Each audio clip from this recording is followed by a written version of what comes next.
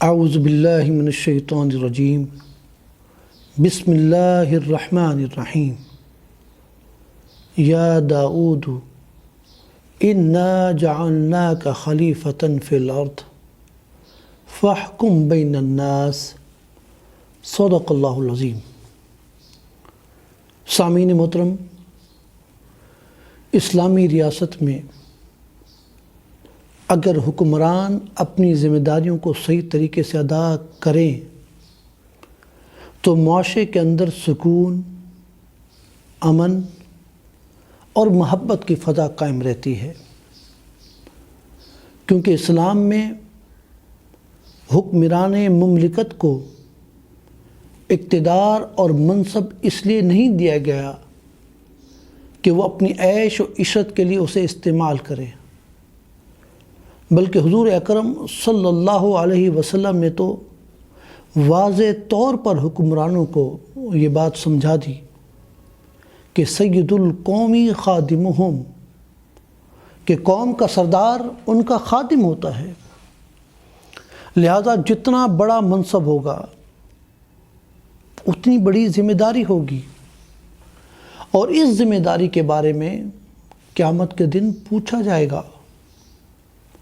چنانچہ حدیث پاک میں ہے، من واللہ اللہ عز وجل شیئا من امر المسلمین فاحتجب دون حاجتہم وخلتہم وفقرہم احتجب اللہ عنہ دون حاجتہ وخلتہ وفقرہ۔ یعنی اللہ تعالیٰ جسے بھی مسلمانوں کا ذمہ دار یا حاکم بنائے اور وہ ان کی حاجات، ضروریات اور مجبوریوں کو نہ دیکھے، تو اللہ تعالیٰ بھی اس حاکم کی حاجات، ضروریات اور مجبوریوں کو قیامت کے دن نہیں دیکھے گا۔ اسی وجہ سے ہمارے اسلاف ہمیشہ اپنے طرز حکمرانی میں اس بات کا خاص خیال رکھتے تھے اور رعایا میں سے کسی کو تکلیف نہیں ہونے دیتے تھے، بلکہ ان کی ہر بات کو سنتے تھے۔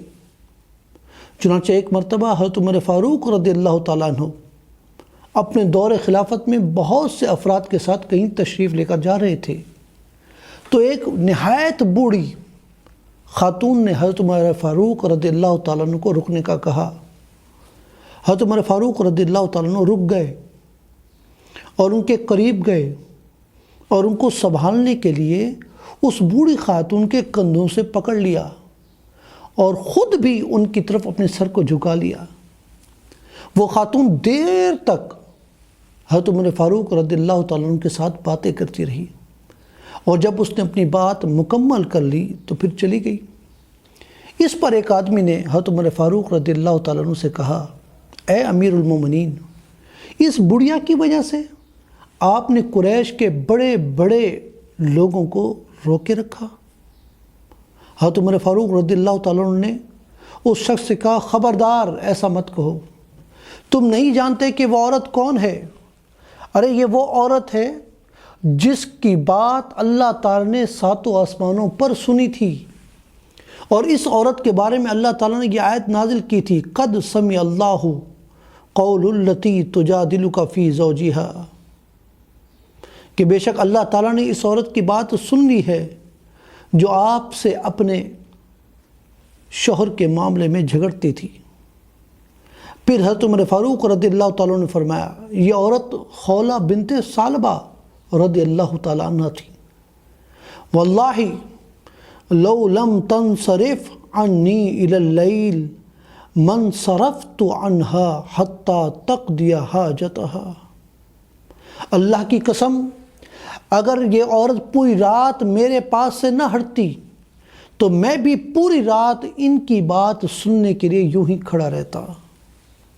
سامعین محترم، حضرت عمر فاروق امیر المومنین ہیں، اور حضرت خولہ بنت ثعلبہ ایک خاتون، ایک بوڑھی سی خاتون، ایک عام رعایا ہے، لیکن حضرت عمر فاروق رضی اللہ تعالیٰ عنہ نے ان کی بات بھی سنی۔ یہ طرز حکمرانی ہے کہ حکمران اپنے رعایا کی بات سنیں اور رعایا کو حقیر نہ سمجھیں، وہ کسی بھی درجے کی رعایا ہو۔ اللہ تعالی ہم سب کو ہدایت کی توفیق عطا فرمائے۔ وما علیہ الا البلاغ۔